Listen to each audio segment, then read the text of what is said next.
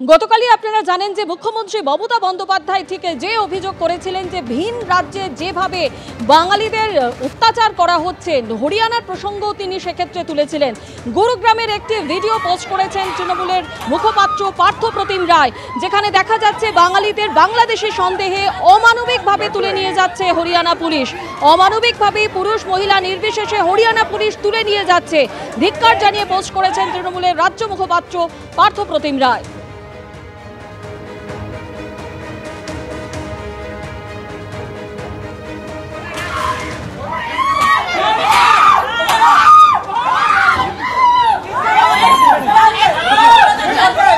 लड्डू है ये।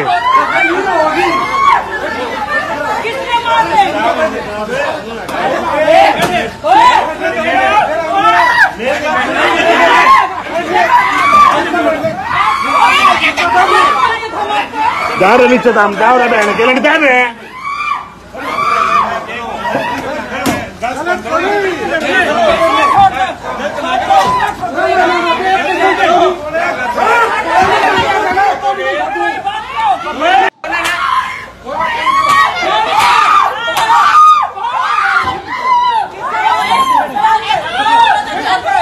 लड्डू है ये।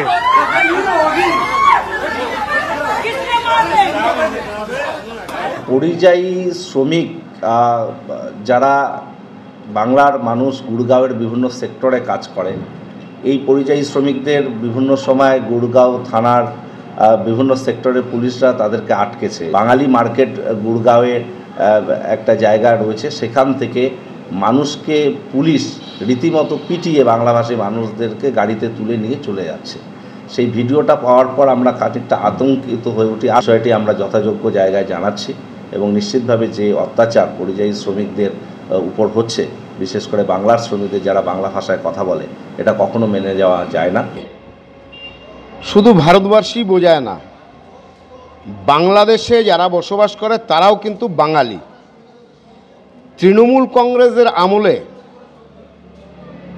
অনুপ্রবেশ যে হারে ঘটেছে পশ্চিমবঙ্গে, রেকর্ড কল্পনাও করা যায় না এত অনুপ্রবেশ ঘটেছে। এবং শাসক দলের বদান্যতায় এরা অতি সহজেই pan card, voter card, Aadhaar card, ration card, driving licence, যত রকমের ডকুমেন্টস আছে সব পেয়ে যাচ্ছে।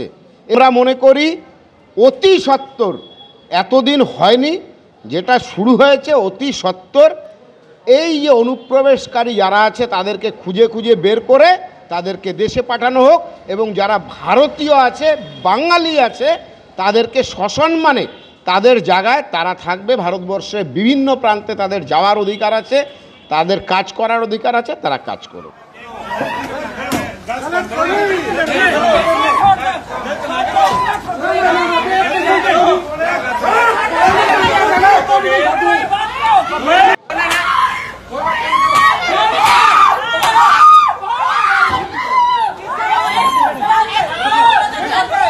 लड्डू है ये।